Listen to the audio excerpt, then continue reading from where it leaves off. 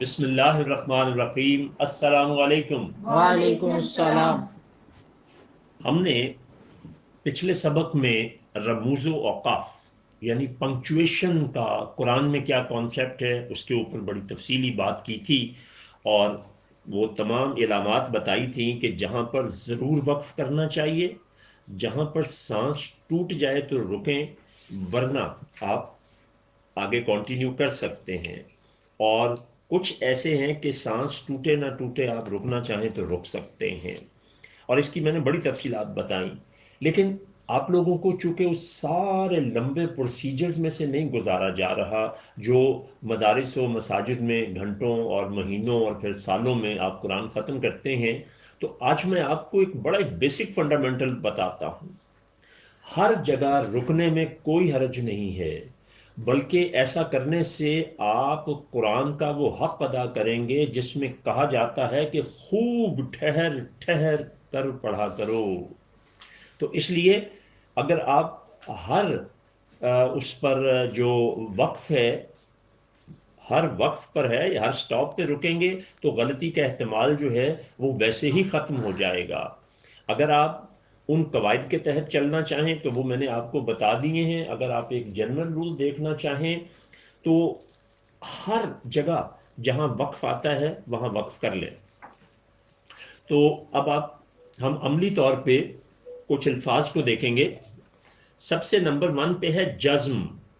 جزم کیا ہوتی ہے؟ یہ ہم نے پڑھ لیا ہوا ہے کہ یہ 2 کام کرتی ہے، اس کے دندانے بھی 2 ہوتے ہیں۔ اگر یہ وقف سے پہلے آ جائے، دوبارہ سنیے، اگر یہ وقف سے پہلے جزم آئے کسی حرف پہ تو اس لفظ کے پڑھنے میں کوئی تبدیلی نہیں آتی، کیونکہ آواز ویسے ہی اس لفظ پہ آ کے رک جانا ہوتی ہے۔ اب آپ اگر نیچے دیکھیں ایک لفظ لکھا ہوا ہے، میں ابھی اس کو اکٹھا تو نہیں بولوں گا، آپ یہ دیکھیں کہ کاف پیش اور واو کے اوپر شد ہے، تو اس کا مطلب یہ ہے کہ وہ لفظ 2 دفعہ لکھا جائے گا، ایک دفعہ شد کے ساتھ اور دوسری دفعہ اس کے نیچے جو حرکت ہے اس کے ساتھ۔ پھر را کے اوپر چھوٹی زبر ہے، آدھی آواز ہے، اور تے کے اوپر جزم ہے، وہ ویسے ہی آ جائے گی۔ ٹھیک ہے؟ اب جب ہم انہیں ملائیں گے، پہلے تو ہم نے توڑ کیا تھا نا، پھر جوڑ کریں گے، جوڑ کا پورا سسٹم آپ نے پیچھے سمجھا ہے۔ تو جو شد ہوتی ہے اور جزم ہوتی ہے وہ ہمیشہ اپنے سے پچھلے حرف کے ساتھ ملتی ہے۔ تو کو یعنی کاف اور واو جو ہے شد والا وہ اکٹھے ہو جائیں گے، اور اس کے بعد واو کے نیچے زیر ہے، یہ آدھی آواز ہے، یہ ویسے ہی آئے گی، اور رت اکٹھا آئے گا کیونکہ جزم کی الگ آواز نہیں ہوتی، وہ اپنے سے پچھلے لفظ کے ساتھ مل کر بولتی ہے۔ تو اب آپ دیکھیے کہ یہ 3 آوازیں بن گئیں، کو وی رت، تو یہ بالکل صحیح اس کی ادائیگی بن گئی ہے۔ اسی طرح سے اگر ہم اگلے لفظ پر آئیں، اگلا لفظ ہے جی علیہم، تو آدھی آواز الف معروف کی، آگے لام کے اوپر زبر ہے اور ساتھ چھوٹی یہ ہے، تو یہ کیا ہے؟ لئی۔ آئی بئی تئی، یہ یائلین کی آواز ہے، تو یہ آئی، اور پھر اس کے بعد ہاں، اس کے نیچے زیر ہے اور ساتھ اس کے میم ہے جزم والا۔ تو اب ہم جب ان کو نیچے توڑ کرتے ہیں تو الگ اپنی آدھی آواز ادا کرے گا، اور لئی جو ہے وہ جزم ہے یا کے اوپر، اس لیے وہ لام کے ساتھ مل جائے گا، اور میم جو ہے وہ ہا کے ساتھ ملے گا تو ہم بن جائے گا۔ یعنی اب یہ 3 آوازیں بنیں گی، لئی ہم، تو یہ جو اوپر لفظ لکھا ہوا ہے علیہم، اس میں ہم نے جو رول سیکھا وہ یہ تھا کہ دیکھیں جزم کی آواز میں جو تھی وہ ویسی ہی ادا ہوتی ہے اور اتنی ہی ہوتی ہے، اس میں کوئی تبدیلی نہیں آتی۔ اب اس سے نیچے اگر آپ دیکھیے، اگر وقف سے پہلے آدھی آواز آ جائے تو وہ آدھی آواز جزم میں بدل جاتی ہے۔ اب آپ یہاں پہ پھر دوبارہ سن لیجئے کہ اگر کسی حرف پہ جزم ہو تو اس میں کوئی تبدیلی نہیں ہوتی، لیکن اگر وقف سے پہلے آخری حرف پر آدھی آواز ہو تو وہ کس میں بدلتی ہے؟ جزم میں بدلتی ہے۔ تو اب آپ دیکھیں کہ اگر آپ فرض کریں کہ یہاں پر وہ نہیں ہے آیت کا نشان، وقف کا نشان، تو یہ لفظ کیا لکھا ہے؟ وقابہ۔ کیا ہے؟ وقابا۔ الف معروف کی آدھی آوازیں ہیں تینوں ہی، وا، قا، با۔ اب جب آپ ان کو توڑ کریں گے تو یہ تینوں وا، قا، با، جب آپ انہیں جوڑیں گے تو نیچے وا کی آواز تو رہے گی، لیکن با کی آواز کس میں بدل گئی تھی؟ آدھی آواز کس میں بدلی تھی؟ جزم میں۔ تو جزم جو ہے وہ الگ سے نہیں بولی جا سکتی، تو وہ کس کے ساتھ مل جائے گی؟ قاف کے ساتھ۔ وہ کس کے ساتھ مل جائے گی؟ قاف کے ساتھ۔ قاف کے ساتھ مل جائے گی۔ تو پھر و اور قاب۔ قب دو جوڑ بنیں گے اس کے۔ اسی طرح اگلا آپ دیکھیں تو رو، سو، لی۔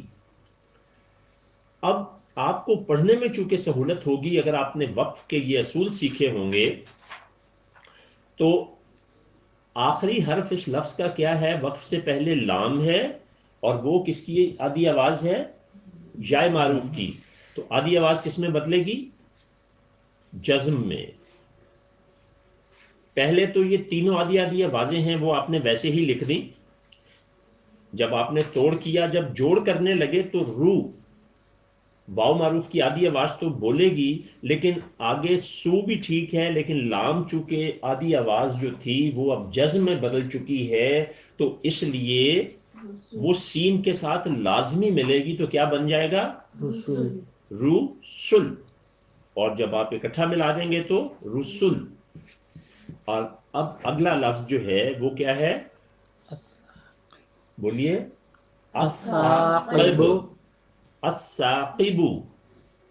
اب ہم اس کو آپریشن کرتے ہیں۔ ابھی اس میں ایک آپ چیز سیکھیں گے، یہ جو الف لام آیا تھا یہ میں آپ کو آگے سکھاؤں گا۔ الف کے اوپر مد، چھوٹی مد ہے تو یہ آدھی آواز آ کی ہو گئی، ٹھیک ہے۔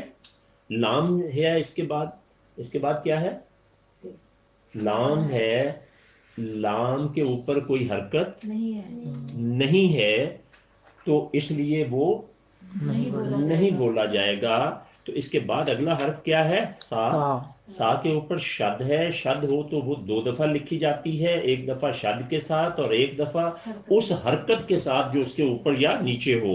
تو اس کے اوپر جو حرکت ہے وہ الف معروف کی آدھی آواز ہے، اس، سا، قب۔ اچھا اب آپ یہ دیکھیں کہ سا کے ساتھ جو الف لگا ہوا ہے، حرکت تو اس کے اوپر بھی کچھ نہیں ہے، لیکن سا جو ہوتا ہے یعنی الف معروف کی آدھی آواز کے ساتھ اگر الف لگ جائے بغیر حرکت والا تو وہ اس کی آواز کو پورا کر دیتا ہے، تو اس لیے یہ الف لکھنے میں بھی آئے گا۔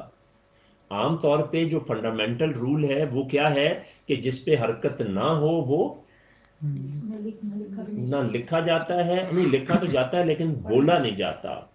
تو الف کو ایک خاص حیثیت حاصل ہے کہ وہ جہاں آواز کا معاملہ ہو وہاں پر وہ جہاں آواز پوری کر رہا ہو تو وہاں بولا جاتا ہے۔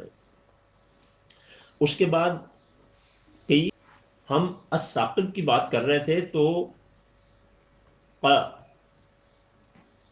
اس کے نیچے چونکہ زیر ہے تو قا نہیں قی، اور بے کے اوپر پیش ہے، ٹھیک ہے۔ اب جو بے کی پیش ہے وہ کس میں بدل جائے گی؟ جزم میں۔ تو آوازیں کتنی بنیں گی؟ شد کی وجہ سے پہلا سے جو ہے وہ کس کے ساتھ مل گیا؟ الف کے ساتھ۔ الف کے ساتھ مل گیا، تو ایک آواز یہ بن گئی اس، یعنی یہ جوڑ، سوری یہ ایک جوڑ توڑ یہ بن گیا اس، اور اگلا سا، یعنی الف مل کے تو الف معروف کی پوری آواز بن گئی، سا ہو گیا، اور قب، کاف کے نیچے زیر ہے اور بے کی پیش جو ہے یہ دراصل آدھی آواز تھی جو جزم میں بدلی، تو اس، سا، قب۔ اکٹھا ملا کے پڑھیں گے تو الثاقب۔ اب تیسرا جو آتا ہے جی رول، یہ پچھلے وقف کے اصول جو پڑھائے گئے ہیں یہ اس سے اگلا حصہ ہے اس کا. یہ چیزیں برائے کرم بہت توجہ سے سنیے، چونکہ کتب میں یہ اس طرح سے نہیں ہے. ہمارا یہ جو آوازوں کا نظام ہے اس کے لیے قاری اسماعیل افضل صاحب نے 10 سال سے زیادہ عرصہ خرچ کر کے یہ ٹیکنالوجی ڈیولپ کی تھی، اور پھر اتنا بڑا دعویٰ کیا، تو پھر یہ دعویٰ جو ہے وہ آپ کی مسلسل پریکٹس مانگتا ہے. اب ہم تیسرے کی طرف آتے ہیں جی. اگر وقف سے پہلے تنوین آ جائے، اب تنوین جو ہے وہ دو زبر، دو زیر، دو پیش. پیش. اب وہاں پر آخر میں دوبارہ سن لیں کہ جہاں پر کوئی لفظ ختم ہو اور وہاں پر وقف آ رہا ہو اور اس وقف سے پہلے اس لفظ کا جو آخری حرف ہے اس کے اوپر دو زیریں، دو زبریں، دو پیشیں آ جائیں تو آپ نے کیا کرنا ہے؟ تو وہاں آپ نے یہ کرنا ہے کہ آخر میں الف ساتھ لگا ہو یا نہ لگا ہو، ٹھیک ہے، ہر صورت میں آخر میں الف لگا کر، کھڑی زبر لگا کر معروف کی آواز پوری کرنا ہے، یعنی اس کو پوری آواز میں بدلنا ہے اور ساتھ الف لگانا ہے. اور فرض کریں کہ اگر آخری حرف جو ہے وہ نون ساکن ہے تو وہ پھر نون ساکن کی ادائیگی نہیں ہوگی، وہ ویسے ہی ختم ہو جائے گا. یہ جب ہم مثال کریں گے تو ہمیں سمجھ آ جائے گا. اگر ہم یہ ایزیوم کریں کہ آگے آیت کا نشان یعنی وقف نہیں ہے تو اس کو ہم کیا پڑھیں گے؟ ہاں، پورے پورا وقارن. وقارن، کیونکہ کاف جو ہے اس کے ساتھ الف کے لگنے سے یہ آواز الف معروف کی پوری ہو گئی.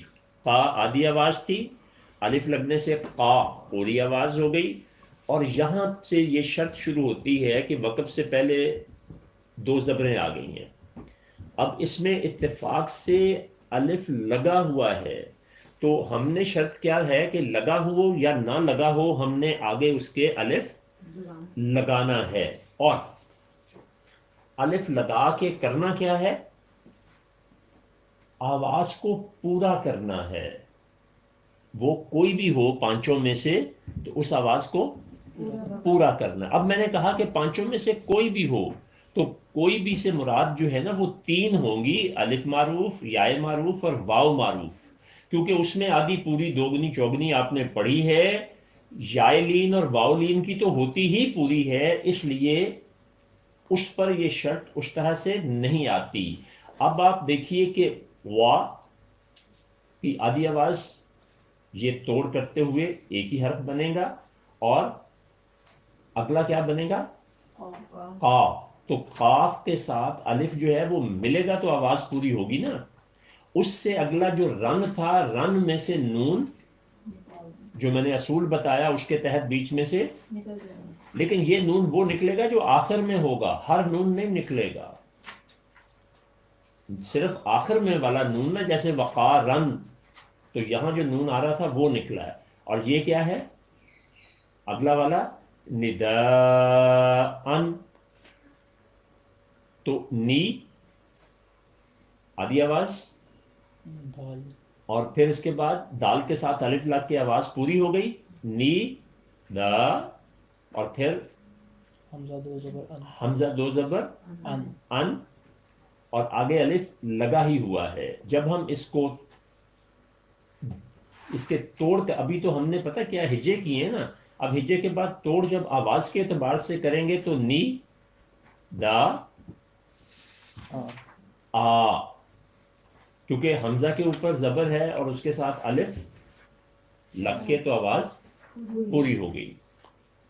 اب اسی طرح سو ان، سو ون، اگر ہم اس کو اس کے بغیر پڑھیں وقف کے تو کیا بنتا ہے؟ سو ون. تو سین پیش سو آدھی آواز یہ سیپریٹ رہے گی، اور وا کے اوپر زبر زبر جو ہے کیونکہ نون تو ہٹ گیا نا، جی تو آگے جو یا ہے وہ کس میں بدلے گا؟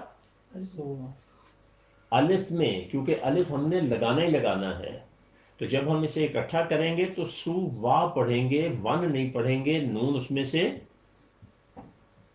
ختم ہو جائے گا، آخر میں تنوین نہیں لگانی، ان ان ان تینوں شکلوں میں سے جو بھی نون کی شکل آئے وہ آخر میں نہیں لگانی ہے۔ اب چوتھا جو اس کا رول ہے آواز کے اعتبار سے، وقف پر تنوین کی دو زیر اور دو پیش ہمیشہ ختم ہو جاتی ہے۔ پیچھے ہم نے کہا تھا کہ وہ الف میں بدلتی ہیں، اور یہاں کیا کہا ہے؟ ختم ہو جاتی ہے۔ ویسے ہی ختم ہو جاتی ہے، یعنی وقف پر تنوین کی نون ساکن ختم ہو جائے گی اور اس کے بدلے میں الف یا کوئی اور چیز نہیں ہوگی۔ مثلا اگر تنوین کے دو زیر یا دو پیش ہوں تو یہ اس کی ایک ایک مثال لی ہے ہم نے۔ اگر اس کے آگے آیت کا نشان نہ ہو تو ہم اس کو کیا پڑھیں گے؟ شکورن۔ شکورن، ٹھیک ہے؟ تو اب اگر ہم اس کا توڑ کریں گے، پہلے تو آپ اس کے ہجے کریں سب کے، تو شا کور کو رن۔ رن۔ اب اگر ہم دیکھیں تو شا یہ اور کو، کیونکہ واو کے اوپر جزم ہے تو یہ کاف کے ساتھ ملے گی،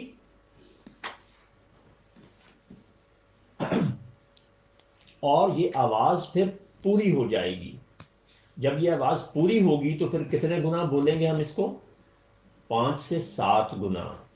شکور،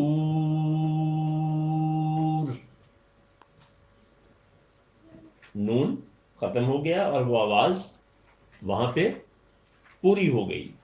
اب اگلا جو ہے وہ دو پیشوں سے، وہ شکورن تھا، دو زیریں تھیں، اور یہاں پر دو پیش پیشے ہیں، غفور۔ لیکن یہ غفور کیسے بنے گا؟ غ آدھی آواز بالکل سیپریٹ اپنی ادا ہوگی، لیکن فا کے اوپر پیش ہے اور واو کے اوپر جزم ہے، تو فو، فو یہ کیا ہوگا؟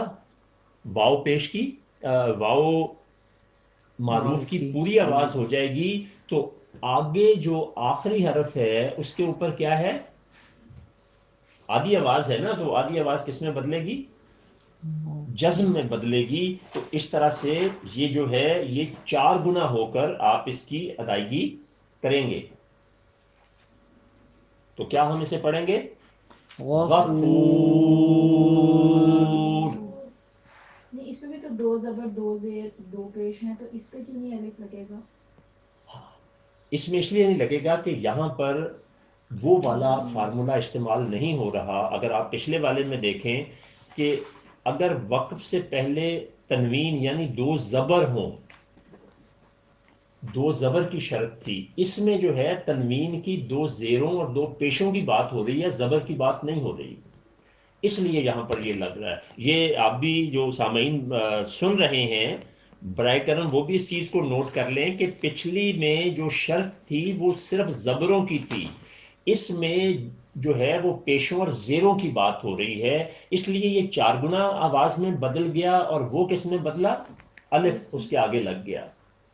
اب اگر ہم 5ویں اس میں رول کو دیکھیں، اگر وقف پر آدھی آواز سے قبل معروف کی پوری آواز ہو تو اس معروف کی پوری آواز پر بڑا مد آئے گا، اور آدھی آواز جزم میں بدلتے ہوئے کل آواز کا 5 سے 7 گنا ہو جائے گا۔ یہ اصول ہم پیچھے پڑھ آئے ہیں، یہ صرف یہاں پر ریپیٹ ہو رہا ہے۔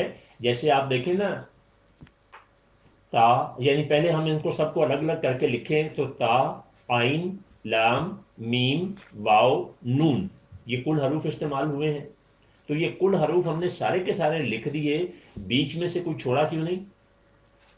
کیونکہ بھی اس کے الگ الگ ہجے کر ہیں۔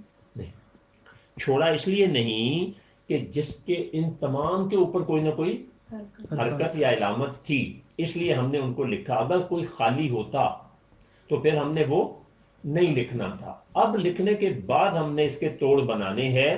تو تا کی آدھی آواز ہے اور آگے کیا ہے؟ آئین. آئین الگ سے نہیں بولا جا سکتا، تو کیا ہوگا؟ اپنے سے پچھلی آواز کے ساتھ مل کے کیا ہوگا؟ تا. تا. ٹھیک ہے. لا پوری آدھی آواز ہے الف معروف کی، میم کے اوپر پیش ہے، یہ آدھی آواز تو ہے، لیکن اس کے فوراً بعد کیا ہے؟ تو وہ جزم کس کے ساتھ ملے گی؟ میم کے ساتھ ملے گی، تو آواز پوری ہو جائے گی. اور آخری حرف کے اوپر کیا ہے؟ آدھی آواز ہے. آدھی آواز کس میں بدلتی ہے؟ جزم میں بدلتی ہے. تو جب آخری حرف پہ جزم ہو اور پیچھے پوری آواز ہو تو اس کو کتنے گنا کرتے ہیں؟ 5 سے 7 گنا. تو اب آپ اس کو کیسے پڑھیں گے؟ شاباش. ایک دفعہ مجھ سے بھی سن لیجئے. تعلمون. اب اس سے اگلا جو ہے وہ بالکل اسی طرح سے، اس میں آپ کو تھوڑا سا ایک اچھا اور نیا تجربہ ہوگا. یہ کیا ہے؟ الف کے اوپر آدھی آواز ہے اور اس کے بعد لام ہے. لام کے اوپر کوئی حرکت نہیں ہے. کوئی حرکت نہیں ہے، تو وہ لکھنے میں نہیں آئے گا. سارے بولا کریں. اچھا، اب را جو ہے اس کے اوپر شد ہے اور ساتھ زبر ہے. تو یہ را جو ہے 2 دفعہ لکھا جائے گا، ایک دفعہ شد کے طور پہ اور ایک دفعہ زبر کے ساتھ آدھی آواز کے طور پہ. پھر اس کے بعد ہی ہے، یائے معروف کی آدھی آواز ہے، اور پھر یہ ہے جزم والا، اور پھر آخری حرف میم ہے. میم کے اوپر کیا ہے؟ زبر ہے، اور یہ آدھی آواز والی زبر ہے.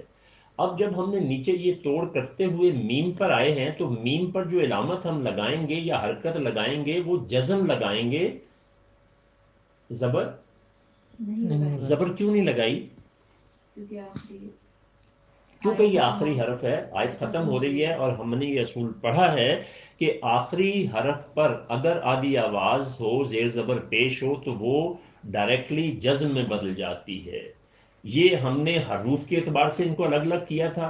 اب ہم آوازوں کے اعتبار سے ان کے جوڑ کریں گے. تو کیا بنے گا؟ ار رو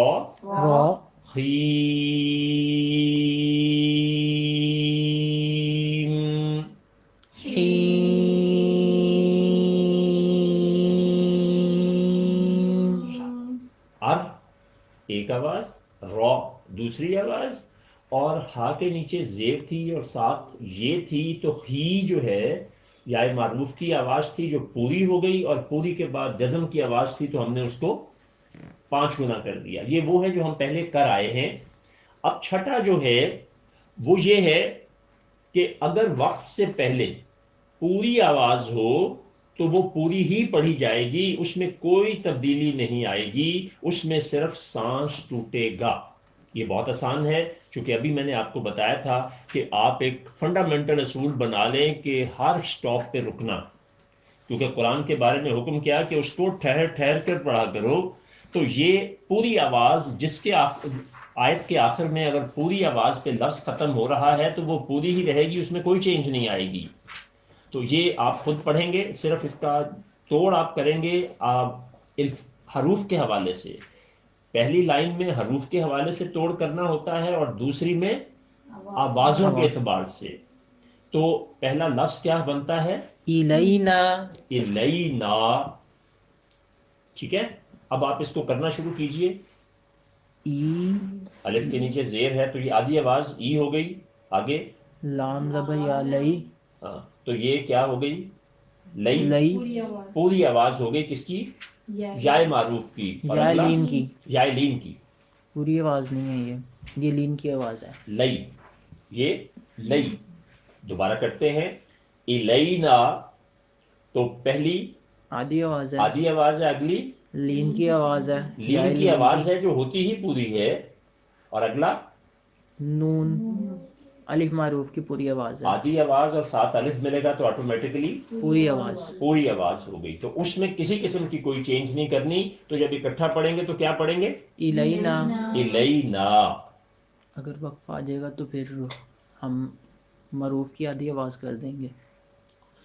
आप वक्त तो आ गया ना, लेकिन हमने इस आवाज को पूरा ही रखना है। इस आवाज को समझ लीजिए कि किसी भी तब्दीली के बगैर पूरा रखना है। रुकना है तो रुक जाए, ठीक है।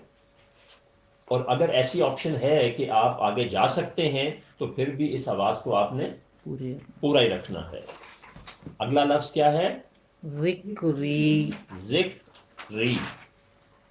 तो जी आधी आवाज है, काफ के ऊपर जज़म है, इसलिए जज्म वो है, पीछे इसके मिल रही ऊपर। है। यानी पहली बात तो हम ये समझें कि चारों हरूफ के ऊपर कुछ ना कुछ है, तो इसलिए चारों लिखे गए हैं। चारों हरूफ लिखे जाएंगे। अब आता है आवाजों की जब तकसीम करेंगे तो फिर ये जोड़े सिर्फ दो ही बनेंगे। एक जज्म जब जी के साथ जाएगा तो जिक, और री जो है ये याय मारूफ की पूरी आवाज हो जाएगी ये की वजह से, ठीक है। और फिर उसने पूरा ही रहना है। अगले में मुझे आपने हरूफ बताने हैं सिर्फ लिखने के एतबार से। ता के ऊपर आधी आवाज है और आगे जज़म है, और उसके बाद फिर ता पे आधी आवाज है, और दाल के ऊपर पेश है, यानी वो वाव मरूफ की आवाज है, और उसके बाद आखिर में जज़म है। उसके बाद अलिफ के ऊपर कोई हरकत नहीं है, तो वो लिखने में नहीं आएगा। नहीं आएगा। अब आपने आवाज के एतबार से जोड़े बनाने हैं। ता, ता, दू। अच्छा, अब मुझसे सुनिए। ता ता दू। अब क्यों किया? ता ता दू, दू करेंगे तो वो दुगनी हो जाएगी। हमने असूल ये पढ़ा है कि उसको पूरी हो जाए तो उसको पूरा ही रखना है। ता ता दू।